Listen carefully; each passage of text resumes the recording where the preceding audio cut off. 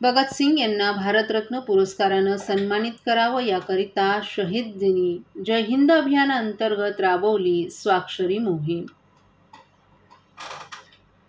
शहीद भगतसिंग, सुखदेव आणि राजगुरू यांना भारतरत्न पुरस्कारानं सन्मानित करण्यासाठी आपण संसदेच्या सभागृहात आवाज उठवू असं प्रतिपादन ठाण्याचे खासदार नरेश म्हस्के यांनी केले। भगतसिंग यांना भारतरत्न पुरस्कार देण्यासाठी संग्राम फाउंडेशनतर्फे जय हिंद अभियानाअंतर्गत आयोजित स्वाक्षरी अभियानात म्हस्के बोलत होते। यावेळी कोकण पदवीधर मतदारसंघाचे आमदार निरंजन डावखरे यांनीही विधान परिषदेत ही मागणी उचलून लावू असं सांगितलं। शहीद भगतसिंग, सुखदेव, राजगुरू यांना 23 मार्च रोजी फाशी देण्यात आली। देशात सर्वत्र हा दिवस शहीद दिन म्हणून पाळला जातो। मात्र त्यांच्या बलिदानाची योग्य ती दखल शासकीय पातळीवर घेतली जात नसल्यानं संग्राम फाउंडेशन जय हिंद अभियानाअंतर्गत त्यांना भारतरत्न पुरस्कारानं सन्मानित करण्यासाठी मागील 8 वर्षांपासून स्वाक्षरी मोहीम राबवली जाते। काल तलावपाळी जवळील अहिल्याबाई होळकर घाटाजवळ या स्वाक्षरी अभियानाचं आयोजन करण्यात आलं होतं। या अभियानात सहभागी होताना खासदार नरेश म्हस्के आणि आमदार निरंजन डावखरे यांनीही स्वाक्षरी करत या मागणीला आपला पाठिंबा दर्शवत त्याकरिता शासन दरबारी पाठपुरावा करणार असल्याचं स्पष्ट केलं। राज्याचे उपमुख्यमंत्री एकनाथ शिंदे, प्रेरणा स्तोत्र आणि ज्येष्ठ अभिनेते मुकेश खन्ना मार्गदर्शक असलेल्या या अभियानाची सुरुवात संग्राम फाउंडेशनचे अध्यक्ष आणि जय हिंद अभियानाचे संचालक गोपाल सिंग, सचिव दीपक कुमार त्रिपाठी यांनी आपल्या रक्तानं स्वाक्षरी केली। संघटक पृथ्वीराज चव्हाण, ठाणे जिल्हाप्रमुख रवींद्र प्रजापती यांच्यासह शेकडो ठाणेकरांनी या स्वाक्षरी अभियानात सहभागी होत या मागणीला आपला पाठिंबा दर्शवला। गेल्या वर्षभरापासून दुरुस्तीसाठी बंद असलेलं राम गणेश गडकरी रंगायतांच्या नूतनीकरणाचं काम अंतिम टप्प्यात। सांस्कृतिक वैभव असलेल्या गडकरी रंगायतांची तिसरी घंटा लवकरच घणघणणार आहे। वर्षभरापासून दुरुस्तीसाठी बंद असलेले हे नाट्यगृह महाराष्ट्र दिनी रसिक प्रेक्षकांसाठी खुलं होणार आहे। नूतनीकरणाचं काम अंतिम टप्प्यात असून नव्या ढंगात नाट्यगृह ठाणेकरांच्या सेवेत रुजू होणार आहे। त्यामुळे कलाप्रेमींची प्रतीक्षा संपणार आहे। ठाण्याची चौपाटी असलेल्या मासुंदा तलावाच्या काठावर 1978 मध्ये राम गणेश गडकरी रंगायतन बांधण्यात आलं होतं। रंगायतनची 2005 मध्ये मोठ्या प्रमाणावर दुरुस्ती करण्यात आली। त्यानंतर आता म्हणजेच 2024-25 मध्ये तब्बल 18 वर्षांनी नूतनीकरण केलं जात आहे।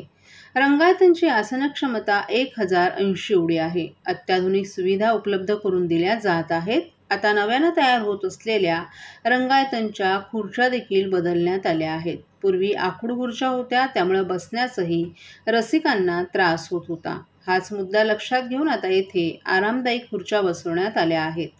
मात्र नव्या आसन व्यवस्थेत 120 खुर्च्या कमी झाल्या असून ती संख्या आता 960 पर्यंत आली आहे।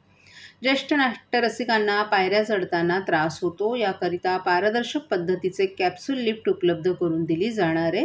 त्यातून वरखाली करताना लिफ्टच्या आतील आणि बाहेरील दृश्य पाहता येणार आहे। त्याचबरोबर नाट्यगृहात अत्याधुनिक स्वरूपाचे स्पीकर बसवले जाणार आहेत। गडकरी रंगायतनचा पडदा 47 वर्षांनी बदलण्यात येणार आहे। याशिवाय खिडक्यांची संख्या वाढवून ती संख्या 6 वर नेण्यात आली आहे। तसंच खालील बाजूस आणखी 2 टॉयलेटही वाढवण्यात आले आहेत। 1 मे रोजी नाट्यगृह सुरू होईल अशी माहिती पालिका उपायुक्त उमेश बिरारी यांनी दिली आहे।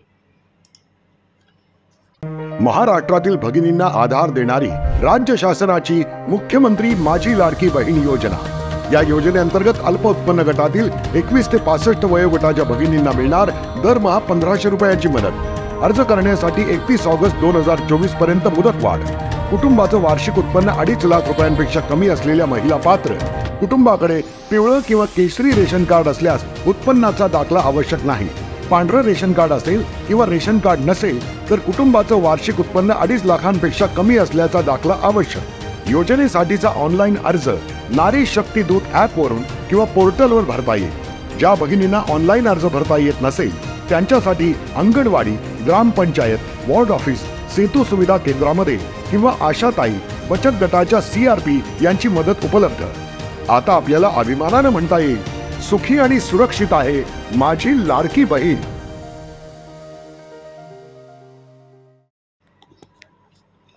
ठाणे महानगरपालिकेच्या पार्किंग प्लाझामध्ये कोविड महामारीच्या काळात 1000 खाटांचं सुसज्ज रुग्णालय उभारण्यात आलं होतं. या रुग्णालयात केंद्रीय वातानुकूलित प्रणाली तसंच आधुनिक वैद्यकीय उपकरणं बसवण्यात आली होती. मात्र सध्याच्या परिस्थितीत या रुग्णालयाची अवस्था दयनीय असून संपूर्ण साहित्य उपकरणं धुळखात पडल्याच्या स्थितीत पाहायला मिळत आहेत. या संदर्भात आज मनसे नेते अविनाश जाधव यांनी पार्किंग प्लाझाला भेट देत संपूर्ण भोंगळ कारभार उघडकीस आणलाय. यामध्ये हजारो बेड्स, पीपीई किट, व्हेंटिलेटर आणि सर्व साहित्य धुळखात पडल्याचं चित्र पाहायला मिळालं. यावेळी मनसे नेते अविनाश जाधव यांनी संपूर्ण प्रकार उघडकीस आणत प्रशासनावर निशाणा साधला. ठाणेकरांच्या मेहनतीच्या कररुपी पैशांचा असा अपव्यय होणं हे अत्यंत लाजिरवाणी असल्याचं अविनाश जाधव यांनी सांगितलं. आम्ही कररुपी पैसा का भरावा असा सवालही त्यांनी उपस्थित केला. येणाऱ्या काळात यावर कारवाई न झाल्यास या संदर्भात ठाणे महानगरपालिका आयुक्त सौरभ राव यांच्या दालनात मनसे स्टाईलनं आंदोलन करू असा इशारा मनसेनं दिलाय. यावेळी ठाणे शहर अध्यक्ष रवींद्र मोरे, पुष्कराज विचारे आणि मनसेचे पदाधिकारी कार्यकर्तेही उपस्थित होते. 2 दिवसांपूर्वी माध्यमांमध्ये ही बातमी जी आहे ती प्रदर्शित झालेली, कोविड काळातील जे साहित्य आहे, उपकरणं आहेत ती धूळखात पडलेत. ॲम्ब्युलन्सचा देखील समावेश आहे यामध्ये.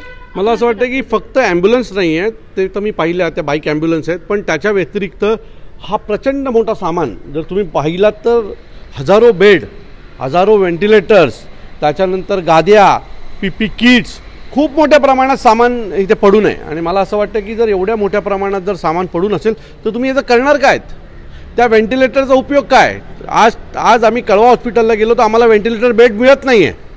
जर आपल्याकडे एवढे व्हेंटिलेटर्स आहेत तर मग व्हेंटिलेटर बेड का नाही अवेलेबल होत आहेत? मी मागच्याच वेळेला मागणी केली होती की तुम्ही पार्किंग प्लाझाला हॉस्पिटल, कळवा हॉस्पिटलचं पार्ट 2 हेच चालू करा, पण ते केलं जात नाही. आपल्याकडे सगळ्या इन्फ्रास्ट्रक्चर उभा आहे, पण मला वाटतं की कोविडच्या काळामध्ये हजारो कोटीचे टेंडर घेतले गेले, आवश्यक नसतानाही सामान घेतलं गेलं आणि आज ते सामान सगळं सडत पडलेलं आहे. त्याच्याकडे कोणाचं लक्ष नाही. आज 5 वर्ष झाली कोविड संपून, 4 वर्ष झाली या कोविडला, बरं, पण कुठल्याही प्रकारचं या सामानाकडे लक्ष दिलं जात नाही आहे. हे सामान काय करणार आहात तुम्ही हे आम्हाला एकदा कळलं तर पाहिजे की असंच सडत राहणार आहे. जर सडत ठेवणार असाल तर कुठल्या तरी गरीब ग्रामीण भागामधल्या हॉस्पिटलना द्या, तिथल्या लोकांना त्याचा उपयोग होईल. किंवा तसं जर करायचं नसेल तर ठाणे महानगरपालिकेचे छोटे छोटे जे हॉस्पिटल आहेत, की कळवा हॉस्पिटलला जर तुम्ही आज गेला तर अनेक तिथल्या गाद्या लोक वापरू शकत नाहीत, अशा वाईट कंडिशनमध्ये आहेत. आमच्याकडे व्हेंटिलेटर नाही आहे, आमच्याकडे हे नाही, अशा अनेक वेळेला आम्ही तिथं जातो त्यावेळेला सांगितलं जातं आम्हाला. मग आज का नाही तुम्ही या सगळ्या गोष्टी करत आहात? मग यातलं का नाही सामान तुम्ही सगळं वापरतात? मला वाटतं तुम्ही जर यातलं सामान वापरलं तर बऱ्यापैकी सगळ्या अडचणी दूर होतील.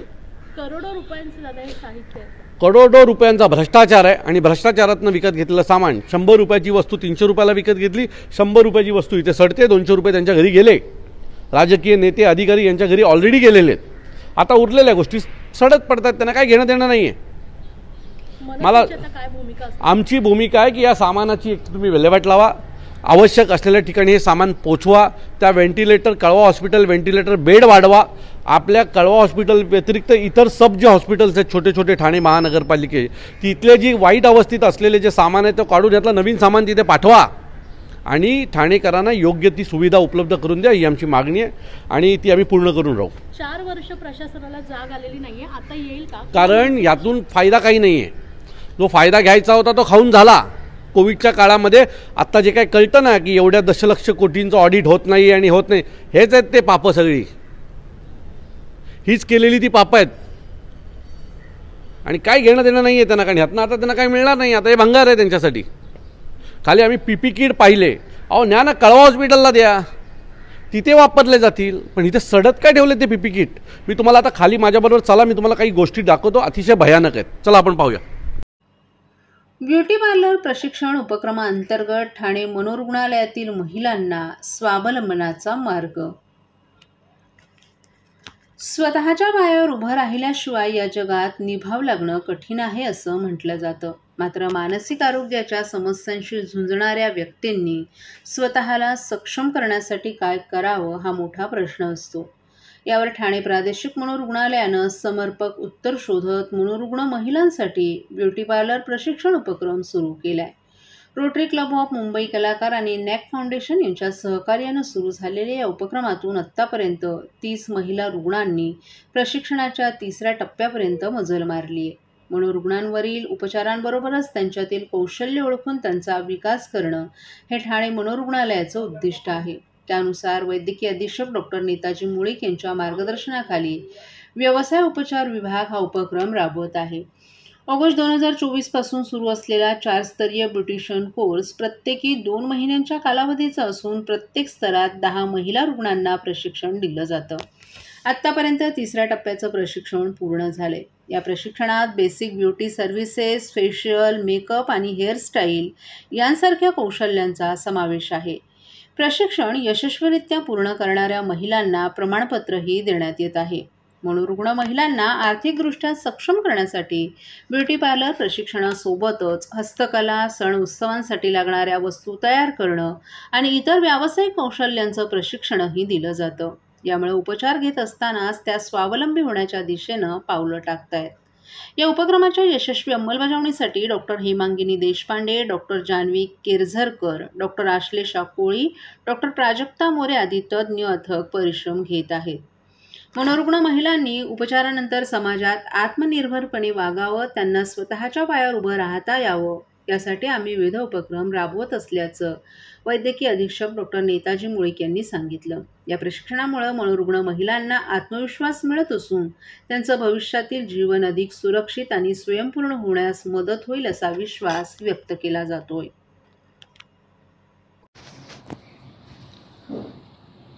प्रादेशिक मनोरुग्णालयामध्ये आपण महिला विभागासाठी रुग्ण बरे झाल्यानंतर आजारातून त्यांना ऑक्युपेशन थेरपी विभागाला संदर्भित केले जाते.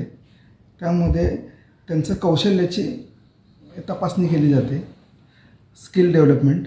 त्यानुसार महिलांसाठी मुंबई कलाकार रोटरी क्लब ऑफ मुंबई व नॅक फाउंडेशनच्या वतीने महिलांसाठी ब्युटी पार्लर कोर्स सुरू केलेला आहे.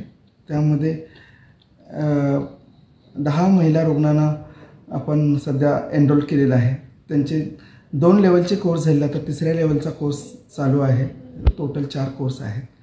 ह्या कोर्सचा असा उद्देश आहे की महिलांना छोटे मोठे कौशल्य शिकवून स्किल डेव्हलपमेंट करून त्यांना डिस्चार्ज झाल्यानंतर घरी समाजात छोटा मोठा जॉब करता येईल का, किंवा छोटा मोठा व्यवसाय सुरू करता येईल का, आणि स्वतःच्या पायावर उभं राहण्यास मदत होईल व समाजाच्या मुख्य प्रवाहात सोडण्यासाठी आणि पुन्हा रुग्णालयात मानसिक आजारासाठी दाखल होऊ नये हा सुद्धा हेतू आहे. यासाठी एक छोटासा मनोरुग्णालयाचा आम्ही प्रयत्न करत आहोत. त्याशिवाय जितो फाउंडेशनच्या वतीने ज्वेलरी कोर्स व इतर विभागाचे सुद्धा ज्वेलरी कोर्ससुद्धा सुरू आहेत.